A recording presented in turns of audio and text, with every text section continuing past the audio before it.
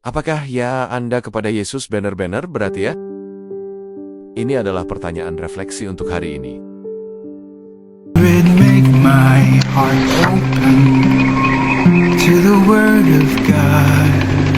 Make my heart open to goodness. Make my heart open to the beauty of God.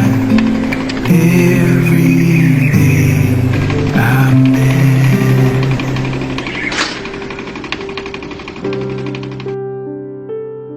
Apakah Anda ingat hari Santo Paus Yohanes Paulus yang kedua ditembak?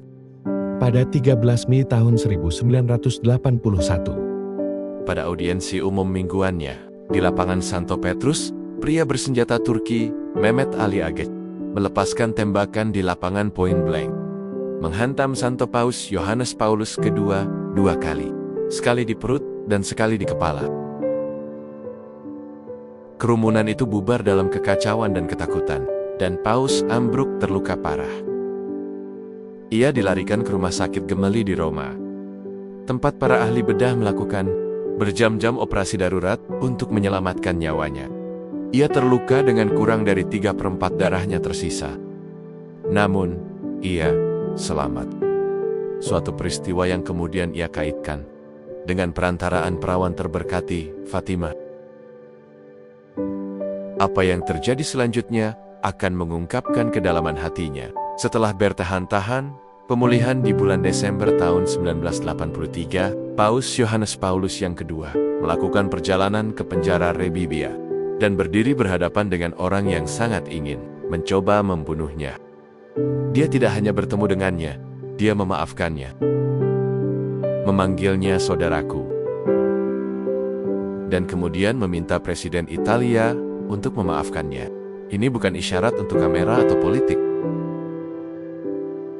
tapi saksi hidup untuk kekuatan Injil yang mengubah luka menjadi belas kasih. Dalam Injil hari ini, Yesus mengundang kita untuk melihat dengan jujur ke dalam hati kita dan bertanya apakah ya kita kepada Yesus benar-benar berarti ya. Dalam Injil hari ini, Yesus mengalihkan fokus dari tindakan lahiriah ke hati. Dia tidak menghapus hukum.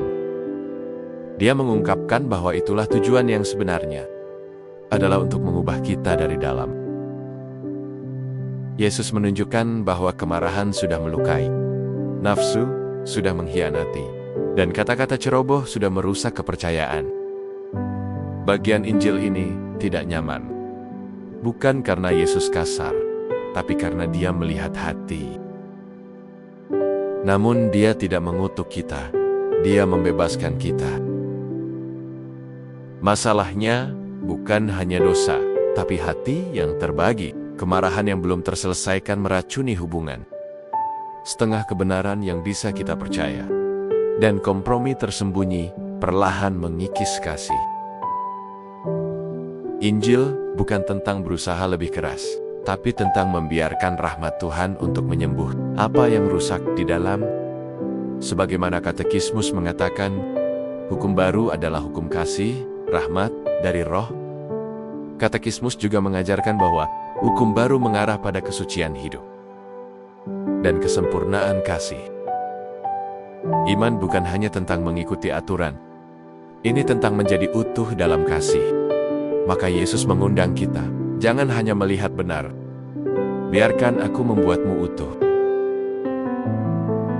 Apa yang terjadi dalam hati Anda yang tak dilihat orang lain? Integritas dimulai dalam pilihan yang tak terlihat. Kasih tumbuh melalui pengampunan dan kebenaran di rumah. Kepemimpinan gagal ketika kehidupan pribadi dan kesaksian publik terbagi. Yesus tidak datang untuk menaikkan palang. Dia datang untuk menyembuhkan hati. Dan ketika hati utuh, hukum kasih tersebut sudah terpenuhi. Biarkan ya Anda kepada Yesus benar-benar berarti ya. Mari kita berdoa. Dalam nama Bapa dan Putra dan Roh Kudus. Amin.